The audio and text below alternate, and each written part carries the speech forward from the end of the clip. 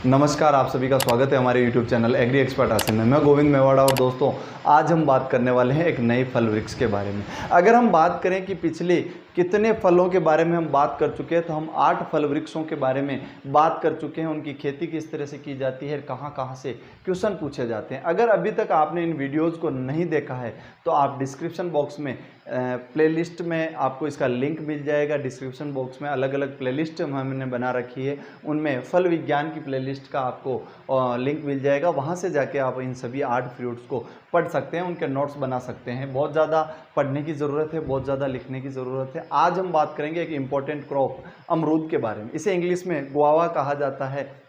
बहुत ज़्यादा क्वेश्चन यहाँ से पूछे जाते हैं। अगर हम बात करें इसके नाम के बारे में तो इसका जो वानस्पतिक नाम है वो सीडियम गुआजावा इसका वानस्पतिक नाम है। और अगर कुल की बात करें तो यहाँ पे बहुत ज़्यादा मिस्ट्री है, बहुत ज़्यादा रहस्य कन्फ्यूज़न के रूप में आता है विद्यार्थियों में कि जब भी एग्ज़ाम पूछा जाता है कि सीडियम गुआजावा या अमरूद की जो कुल है वो कौन सा है, तो वहाँ पे हम कंफ्यूज हो जाते हैं क्योंकि ऑप्शन में 2 चीज़ें एक साथ मिलती है, रेमनेसी और मिट्रेसी। आप ये ध्यान रखना, रेमनेसी जो कुल है वो बेर का है और मिट्रेसी जो कुल है वो आपके अमरूद का होता है। तो अगर आपसे कुल पूछ लिया जाए अमरूद का तो क्या होगा, मिट्रेसी होगा। और उत्पत्ति स्थान की बात करें तो आपको मैक्सिको इसमें लिखना है और कहीं कहीं मैक्सिको की जगह आपको दक्षिण अमेरिका लिखा हुआ मिल सकता है, लेकिन एक ही बात है दोनों। जब तक मैक्सिको है मैक्सिको पे फोकस करना, नहीं है तो फिर हमें दक्षिण अमेरिका पर फोकस करना। उसके बाद बात आती है गुणसूत्र संख्या की, क्या कितनी होती है।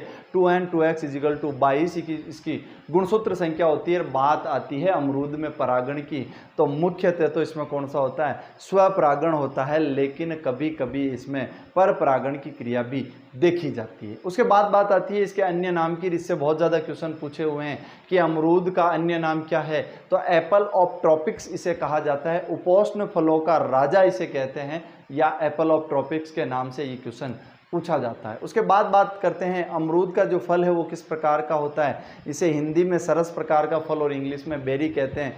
खाने योग्य भाग की बात करें तो मैंने कहा था आउटर और मिड मेम्ब्रेन को खाया जाता है तो पेरिकार्प कहा जाता है, लेकिन एक स्पेशल वर्ड या एक स्पेशल टर्म्स इसके रूप में काम में ली जाती है।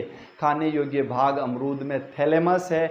जब तक ऑप्शन में आपके थैलेमस है आपको थैलेमस राइट करना, लेकिन कहीं थैलेमस नहीं हो और आपका एपिकार्प, मीजोकार्प, पेरिकार्प, एंडोकार्प हो तो जाके आपको क्या करना है, पेरिकार्प करना है। उसके बाद बात आती है पुष्प के प्रकार की, तो सोलिटरी प्रकार का पुष्प इसमें पाया जाता है और आप पुष्प देख सकते हैं चित्र में कि किस प्रकार का पुष्प होता है। वाइट कलर का पुष्प आता है और इसे सोलिटरी प्रकार का पुष्पक्रम कहा जाता है। उसके बाद बात करें कि अमरूद के फल में क्या क्या पाए जाते हैं, तो विटामिन सी पाया जाता है और पेक्टिन पाया जाता है। और ये पेक्टिन किस काम में आता है, क्वेश्चन बहुत पूछा जाता है। आपकी जेली निर्माण में अमरूद जो फल है वो सर्वोत्तम है। क्यों? क्योंकि इसमें पेक्टिन पाया जाता है। जिन फलों की जेली बनती है, यानी जेली बनाने के लिए मुख्य जो तत्व है वो क्या आवश्यक है, पेक्टिन आवश्यक है। तो अमरूद में आपका विटामिन सी और पेक्टिन दोनों पाए जाते हैं। उसके बाद इसकी मिट्टी की बात करें, कौन सी मिट्टी उपयुक्त है, तो बलुई दोमट मिट्टी उपयुक्त होती है। और ये तो आपका थंब रूल है। आप कुछ एक फसलों को छोड़ दीजिए और कुछ एक फ्रूट्स को छोड़ दीजिए जहाँ पे स्पेशलिटी होती है। जैसे कॉटन में ब्लैक कॉटन सॉइल होती है, आपके आंवला और आपकी बेर में आपकी सैंडी सॉइल होती है, आपके चने में सैंडी सॉइल में आप कर सकते हैं। लेकिन इसके अलावा मोस्ट ऑफ आप देखें तो आपको बलुई दोमट मिट्टी उपयुक्त मिट्टी मानी जाती है। और पीएच की बात करें तो 4.5 से 8.2 पीएच तक हम इसकी खेती कर सकते हैं। और बात आती है भारत में सर्वोत्तम अमरूद कहाँ के होते हैं, इलाहाबाद के होते हैं, यूपी के होते हैं, ये आप ध्यान रखिएगा। उसके बाद अगर उत्पादन की दृष्टि से बात की जाए तो भारत में इसका सबसे बड़ा राज्य या प्रथम राज्य कौन सा है, तो उत्पादन तो उत्तर प्रदेश में सर्वाधिक होता है। लेकिन प्रोडक्टिविटी की बात करें, प्रोडक्टिविटी मीन्स प्रति हेक्टेयर अगर उत्पादन की बात करें तो वहाँ पे आपका कर्नाटक फर्स्ट आता है। और अगर क्षेत्रफल की दृष्टि से भारत में बात कर ली जाए तो बिहार में सबसे ज़्यादा इसका क्षेत्रफल माना जाता है। फिर इसके वन लाइनर में हम बात करेंगे विल्ट रोगरोधी किस्म कौन सी, क्वेश्चन बहुत बार पूछा जाता है। अमरूद की विल्ट रोगरोधी किस्म कौन सी है, इलाहाबाद सफ़ेदा इसकी रोगरोधी किस्म है। उसके बाद बात करते हैं ब्रोजिंग रोगरोधी किस्म कौन सी है, तो वो L49 है। इसी को लखनऊ गुण 50 कहते हैं, इसी को सरदार अमरूद कहते हैं। ये बहुत ज़्यादा फेमस किस्म है। इसमें ब्रोंजिंग नहीं होती है। ब्रोंजिंग क्या है आगे हम पढ़ेंगे।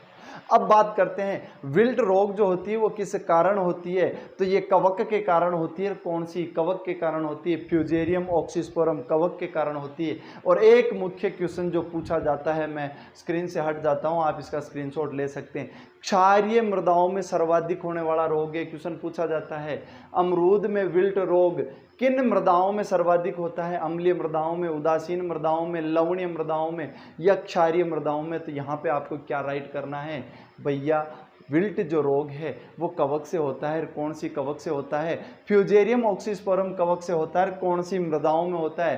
क्षारीय मृदाओं में होता है। ये आप ध्यान रखिएगा। उसके बाद अगर बात करें, यहाँ पे बाहर नियंत्रण के लिए क्वेश्चन पूछा जाता है, अमरूद में बाहर नियंत्रण के लिए क्या क्या काम में लेते हैं? तो दो चीज़ें हैं, या तो आप NaA का स्प्रे कर लीजिए, नेप्थलिक एसिटिक एसिड का स्प्रे कर लीजिए, कितना? 600 ppm।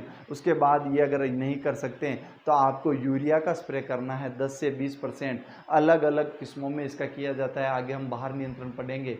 10% अलग किस्म में, 20% अलग किस्म में। लेकिन हमें याद रखना है बाहर नियंत्रण दो चीज़ों से हो सकता है। पहला आपका NaA का उपयोग करें 600 ppm, दूसरा 10 से 20% हम क्या उपयोग करें? यूरिया का स्प्रे। उसके बाद अगर हम पोषक तत्वों की बात करें तो आप पोषक तत्व देख लीजिए कौन कौन से पाए जाते हैं। इसमें विटामिन A पाया जाता है। इसमें विटामिन ए कितना पाया जाता है? तो 200 IU पाया जाता है। और विटामिन सी की बात करें तो बारबेडोस, चेरी, आंवला। उसके बाद तीसरे स्थान पर अगर कोई सा फल होता है तो कौन सा होता है? अमरूद होता है, जिसमें 300 mg पर 100 ग्राम। और कहीं पे आपको क्वेश्चन में 299 mg पर 100 ग्राम भी हो और 300 नहीं हो तो वो भी आप उसको सही कर सकते हैं। उसके बाद बात आती है, अगर इसमें पेक्टिन की बात करें कि पेक्टिन कितना पाया जाता है, तो 104 से 194 ग्राम प्रति किलो इसमें क्या पाया जाता है? पेक्टिन पाया जाता है। उसके बाद हम बात करेंगे कि प्रवर्धन की। अगर हम बात करें कि अमरूद में प्रवर्धन किस विधि से होता है, तो पहला तो हो जाएगा आपका किस विधि से? सीड मेथड से। और यहाँ से क्वेश्चन पूछा जाता है, अगर बीज विधि से हम इसे कर रहे हैं तो हमें क्या करना चाहिए? हमें 5 मिनट तक बीज को क्या करें? या तो हम उबाल लेवें, या हमें सल्फ्यूरिक जो एसिड आता है कंसंट्रेट, या सांद्र गंधक का जो अम्ल आता है, उससे 2 मिनट उपचारित करना चाहिए। और उसके बाद ही इसकी बुआई करनी चाहिए, क्योंकि इसकी जो हार्ड लेयर होती है वो थोड़ी कमज़ोर हो जाती है, जिससे जर्मिनेशन इजीली होता है। अब ये मैं क्यों बता रहा हूँ? क्योंकि क्वेश्चन अब पूछा जाता है अमरूद में बीज के द्वारा प्रवर्धन या बीज के द्वारा अंकुरण कराने के लिए क्या मेथड काम में लेते हैं? 2 मेथड काम में लेते हैं। या तो क्या कर लो आप, गर्म पानी में 5 मिनट उबाल लो, या आपको क्या करना है, सल्फ्यूरिक जो एसिड होता है सांद्र गंधक का अम्ल, उससे 2 मिनट उपचारित करने के बाद ही हमें इसे काम में लेना चाहिए। उसके बाद दूसरा मेथड आता है जो व्यावसायिक मेथड है, कौन सा? वानस्पतिक विधि। और इसमें सबसे फेमस जो विधि है वो कौन सी है? माउंट लेयरिंग विधि है। और आप चित्र में देख पाएंगे कि माउंट लेयरिंग विधि को ही हम क्या कहते हैं? स्टूलिंग मेथड कहते हैं। यहाँ से क्वेश्चन पूछा जाता है अमरूद में सबसे ज़्यादा या सर्वाधिक उपयोग की जाने वाली वानस्पतिक विधि कौन सी है प्रवर्धन की? तो माउंट लेयरिंग है, या इसी को स्टूल लेयरिंग या स्टूलिंग विधि कहते हैं, या इसी को हम ढेरी दाब विधि कहते हैं। यह आप चित्र में देख पाएंगे। और क्या है ढेरी दाब विधि? हमने प्रवर्धन में पूरा का पूरा कंप्लीट क्लियर किया है। अगर अभी तक आपने वो वीडियोस नहीं देखे हैं तो उद्यान विज्ञान की प्लेलिस्ट में जाकर वहाँ पे आप जनरल हॉर्टिकल्चर नाम से प्लेलिस्ट बना रखी, वहाँ पे इन वीडियोस को आप देख सकते हैं। उसके बाद अगर ढेरी दाब विधि के अलावा अगर क्वेश्चन पूछ लिया जाए तो पेच कलिकायन विधि भी यहाँ पर काम में ली जाती है। लेकिन मुख्य विधि कौन सी है? वो आपकी ढेरी दाब विधि या स्टूलिंग है। उसके बाद हम पौधारोपण में 2 चीज़ें पढ़ते आए हैं, हमें ध्यान रखना है। गड्ढे का आकार क्या होगा? 1 घन मीटर का होगा। और पौधे से पौधे की दूरी और लाइन से लाइन की दूरी क्या होती? 8 × 8 मीटर होगी। उसके बाद अगर हम बात करें कि इसमें मूल वृंद कौन कौन से काम में लिए जाते हैं, तो बहुत ज़्यादा क्वेश्चन पूछे हुए हैं। भले वो ICR का एग्ज़ाम हुआ, भले वो ARO का एग्ज़ाम हुआ, AO का एग्ज़ाम हुआ, AO, लगभग सभी एग्जामिनेशन में वर्तमान 2 वर्षों में इस क्वेश्चन को बहुत ज़्यादा पूछा हुआ, बहुत इंपॉर्टेंट क्वेश्चन है। बोना मूल वृंद या जो आपका ड्वार्फ रूट स्टॉक होता है उसके रूप में अमरूद में क्या काम में लिया जाता है? पूसा सर्जन नामक जो किस्म है या जो रूट स्टॉक है उसे काम में लिया जाता है। बहुत ज़्यादा इंपॉर्टेंस इस क्वेश्चन की बनती है उसके बाद पूछा जाता है विल्ट प्रतिरोधी मूलवृंत कौन सा है, तो चाइनीज गुआवा नाम का जो मूलवृंत है वो आपका किस प्रकार का मूलवृंत है, बोना मूलवृंत है। आप इसका स्क्रीनशॉट ले लीजिए। और जो बोना मूलवृंत है पूषा सर्जन, उसे बहुत ज़्यादा पूछा जाता है, इसका आप ध्यान रखिएगा। उसके बाद बात कर लेते हैं हम विल्ट प्रतिरोधी की, तो वो चाइनीज गुआवा मूलवृंत है जो विल्ट, जिसमें विल्ट रोग नहीं लगता है। उसके बाद बात करते हैं एक बहुत इंपॉर्टेंट टॉपिक की, मीडो ऑर्चार्ड मेथड। क्या है मीडो ऑर्चार्ड मेथड, किस फसल में काम में लिया जाता है, कहाँ सबसे पहले इसे लिया गया था, ये सारी हम बात करेंगे। हम बात कर रहे हैं एक स्पेशल मेथड की जिसे हम हाई डेंसिटी प्लांटिंग मेथड में गिन सकते हैं। और ये मेथड किस फसल में काम में लिया जाता है, ये अमरूद में काम में लिया जाता है। अब इसे क्या कहा जाता है, इसे अति सघन बागवानी विधि कही जाती है। और इसमें क्या करते हैं, पौधे से पौधे की दूरी, पंक्ति से पंक्ति की दूरी कम कर दी जाती है। अब क्या करते हैं, इसमें दोनों हम चीज़ें कम कर रहे हैं। और इसका सर्वाधिक उपयोग कहाँ किया गया था, सबसे पहले जो उपयोग है वो CISH लखनऊ में किया गया था। और अगर हम बात करें कि इसमें पौध ज्यामिति क्या हो जाएगी, 2 × 1 मीटर हो जाएगी। अब आप देखिएगा, हमने जब आंवला पढ़ा था वहाँ हेजरो मेथड था, वहाँ पे विधि अलग थी, वहाँ पे एक डिस्टेंस कम हो रही है, लेकिन यहाँ पे दोनों डिस्टेंस कम हो रही है।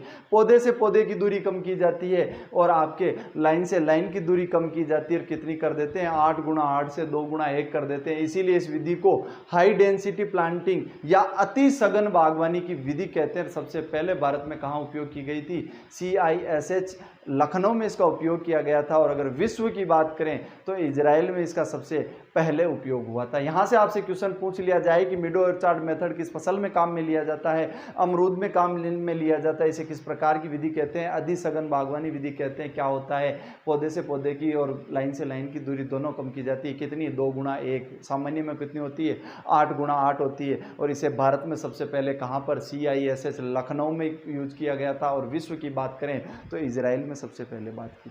अगर इसमें क्वेश्चन एक और बहुत पूछा जाता है, ट्रेनिंग किस विधि से की जाती है या सदाई किस विधि से होती है, खुला प्ररोह विधि से हम क्या करते हैं, इसमें ट्रेनिंग करते हैं। उसके बाद बात आती है बाहर नियंत्रण की। देखिए हमने अनार में पढ़ लिया था कि जहाँ पे फ्रूट या फल 3 बार आते हैं उनमें हम क्या करें, किसी एक फल वृक्ष, एक मौसम में हमें को फल लेने हैं तो दूसरे 2 फल जो मौसम आते हैं, जो फ्रूटिंग और फ्लावरिंग होती है, उसको हमें क्या करते हैं, फूल ड्रॉप कराने, फूल गिराने, जिससे हमारे फल का निर्माण नहीं हो। क्यों, क्योंकि बहुत ज़्यादा जगहों पे ऐसा होता है। जैसे अगर हम बात करें राजस्थान की, तो अगर आपने हस्त बहार में फल ले लिए या आपने अम्बे बहार में ले लिए, तो ऐसे समय में आपको नुकसान उठाना पड़ सकता है। आपको राजस्थान में कौन सी ऋतु लेनी, कौन सी बहार लेनी है, मृग बहार लेनी है, जो सर्वोत्तम होती है। तो आप देखेंगे कि मृग बहार के नीचे मैंने अंडरलाइन कर रखा है, ये राजस्थान के लिए बहुत अच्छी मानी जाती है, भले ही वो अनार हुआ, भले ही वो अमरूद हुआ।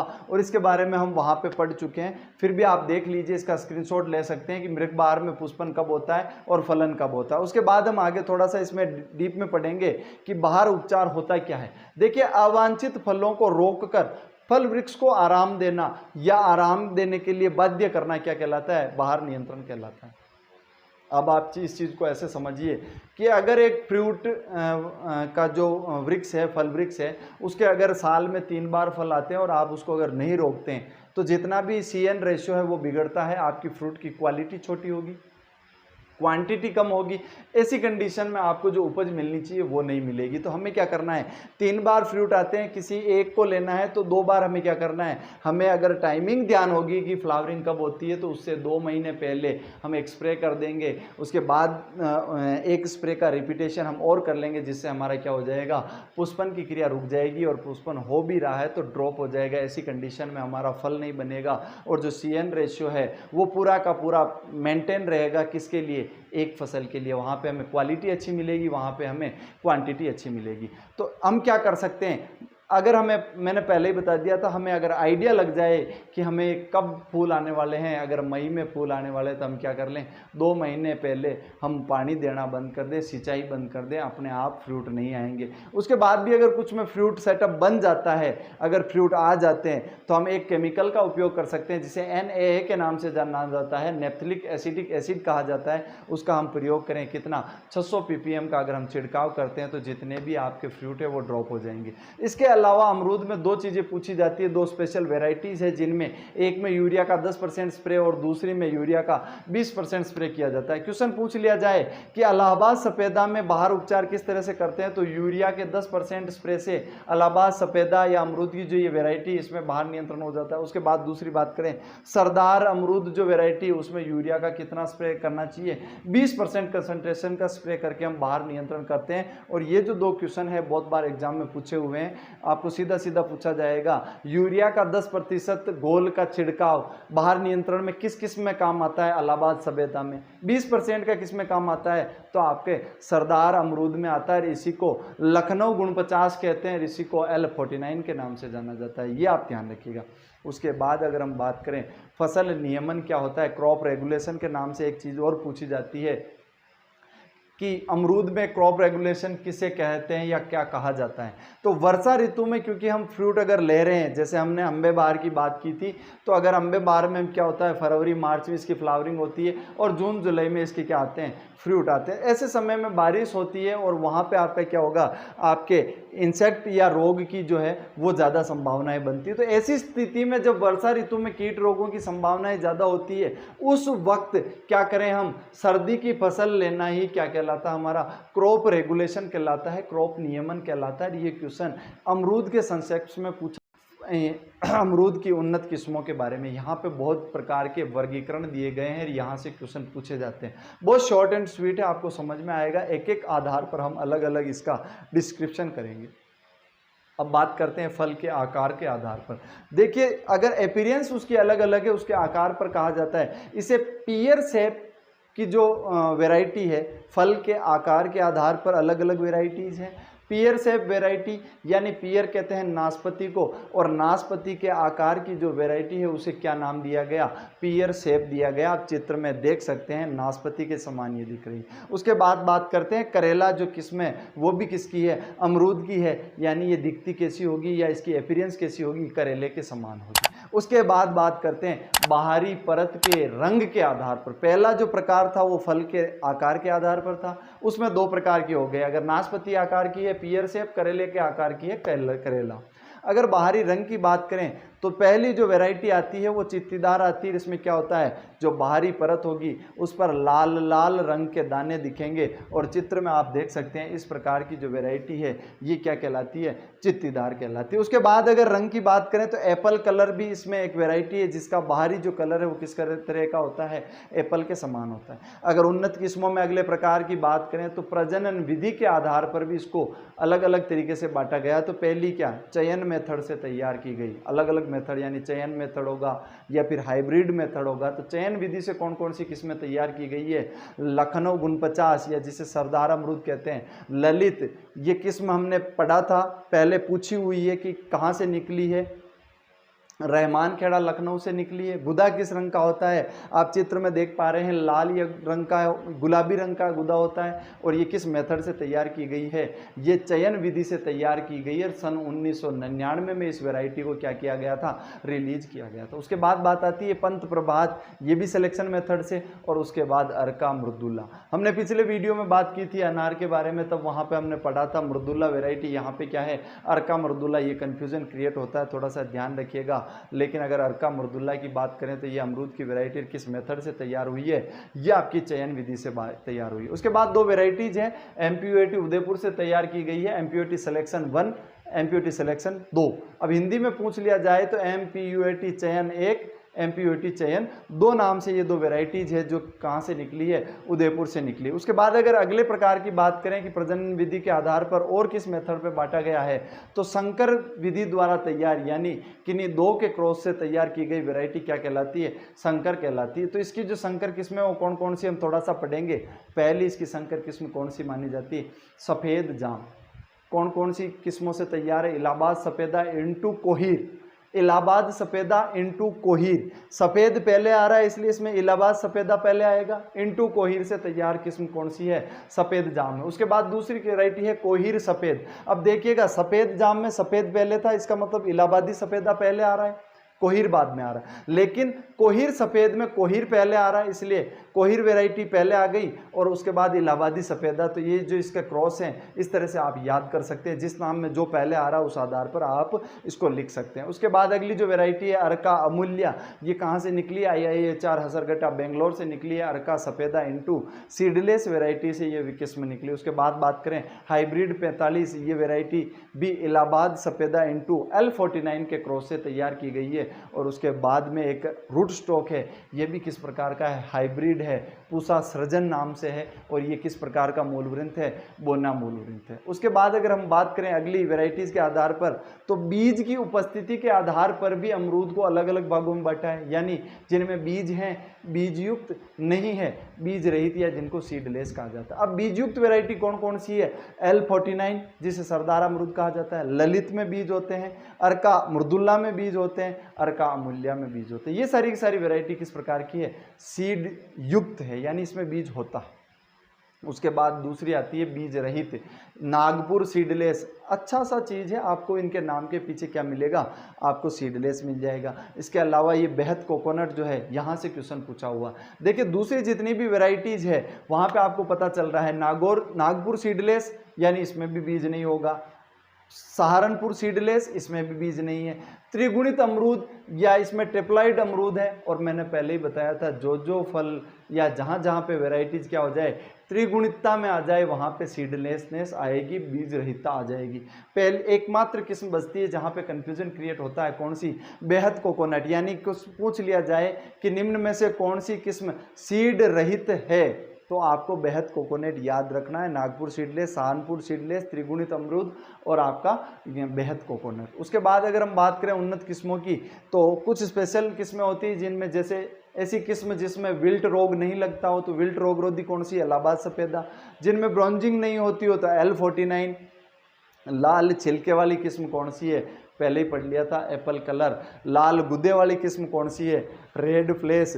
और अमरूद की जो ललित किस्म है उसका भी गुदा गुलाबी से लाल रंग का होता है। और उसके बाद बात आती है ललित किस्म कहाँ से निकली है?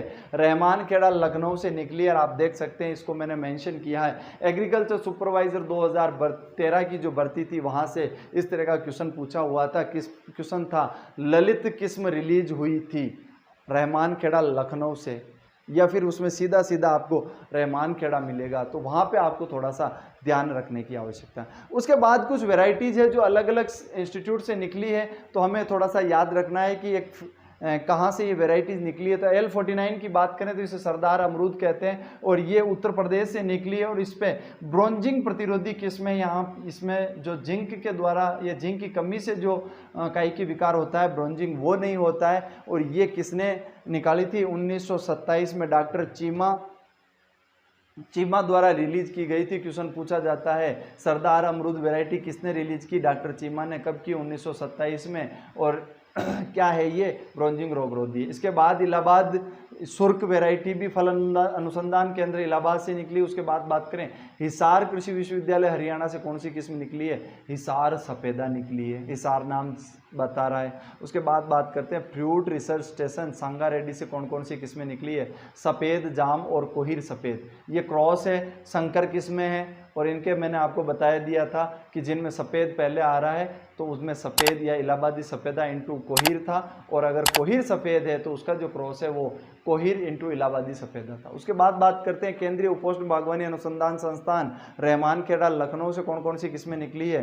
तो भैया 2 किस्में निकली है। 1999 में निकली थी ललित, जिसका गुदा किस तरह का है? गुलाबी या लाल रंग का गुदा है। और उसके बाद निकली थी 2005 में श्वेता, इसका जो गुदा है वो आपको वाइट कलर का मिलेगा। और ये सिलेक्शन मेथड से निकलने वाली वेराइटीज़ थी। तो आप ले लीजिए इसका स्क्रीनशॉट। इसके बाद हम बात करते हैं अगली।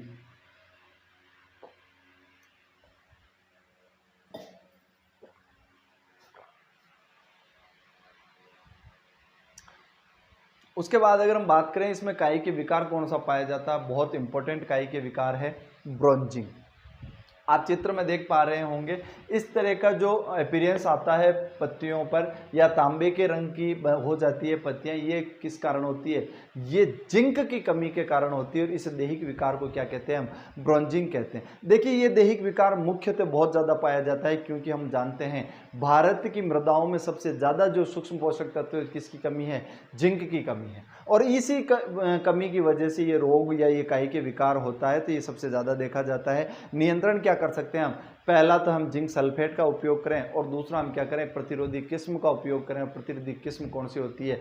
L49 या सरदार अमरूद। अब बात करते हैं अमरूद के कीटों के बारे में। बहुत ज़्यादा कीट इसमें होते नहीं है, लेकिन पहला जो कीट है फ्रूट फ्लाई, ये इनमें होता है, फ्लावरिंग स्टेज पर लगता है और फल को खराब करता है।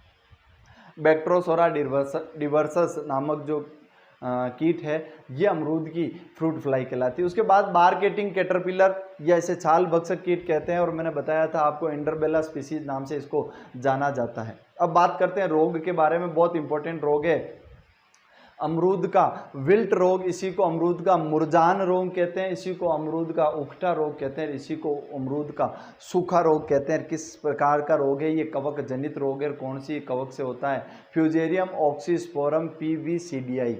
अब आप इसको इंग्लिश में देखेंगे तो आपको इसमें पी मिलेगा जो साइलेंट होता है, फ्यूजेरियम ऑक्सीस्पोरम पैथोवार सीडीआई। तो ये आप ध्यान रखिएगा। और ये कौन सी या किस प्रकार की मृदाओं में सर्वाधिक होता है? तो भैया ये क्षारीय मृदाओं में सर्वाधिक होता है। और इसकी जो प्रतिरोधी किस्म है वो कौन सी है? इलाहाबादी सफेदा। उसके बाद बात करें और अन्य रोग की, एंथ्रेक्नोज रोग भी इसमें लगता है। और इसमें किस प्रकार का रोग है? ये कवक जनित रोग है। कोलेटोट्राइकम ग्लाइस्पोरिडियम सीडीआई नामक कवक से ये रोग होता है। उसके बाद अगर हम बात करें अगले रोग की, तो फोमोप्सिस फ्रूट रोट भी होता है, जो किससे होता है? फोमोप्सिस स्पीसीज नामक कवक से होता है। या इसे अगर बात करें स्पीसीज की, तो फोमोप्सिस सीडीआई नामक कवक से ये रोग होता है। और इसी रोग को स्टाइलर एंड्रोट रोग भी कहते हैं। क्वेश्चन पूछा हुआ है, स्टार मार्क कर लीजिएगा और स्क्रीनशॉट ले लीजिए। क्वेश्चन पूछ लिया जाए कि अमरूद के किस रोग को स्टाइलर एंड्रोट कहा जाता है, तो फोमोप्सिस फ्रूट रोट को कहा जाता है, जो फोमोप्सिस सीडीआई नामक कवक से होता है। देखिए थोड़ा सा डीप पढ़ने की आवश्यकता है। आजकल एग्जामिनर बहुत ज़्यादा डीप एग्जाम में क्वेश्चन पूछ लेते हैं, इसलिए आपको इस तरह के क्वेश्चन भी ध्यान में होने चाहिए। तो ये था दोस्तों पूरा का पूरा जो वीडियो है ये अमरूद के बारे में। उम्मीद करता हूँ आपकी ये जानकारी पसंद आई होगी। और अगर ये वीडियो पसंद आता है आपको, तो ज़्यादा से ज़्यादा शेयर करें। वीडियो कैसा था? आपको अच्छा लगा, बुरा लगा, या क्या कमी थी या क्या अच्छाई थी, ये कमेंट बॉक्स में ज़रूर बताएं। और अगर आपको वीडियो अच्छा लग रहा है तो चैनल पर अगर आप नए हैं तो वे चैनल को सब्सक्राइब करें, क्योंकि मैं डेली नए नए वीडियोज एग्रीकल्चर स्टूडेंट्स के लिए ला रहा हूं, जो एग्ज़ाम की दृष्टि से बहुत ज़्यादा लाभदायक होते हैं। तो मिलते हैं दोस्तों अगले वीडियो में एक अलग या एक अन्य फल के साथ। तब तक के लिए धन्यवाद। जय भारत।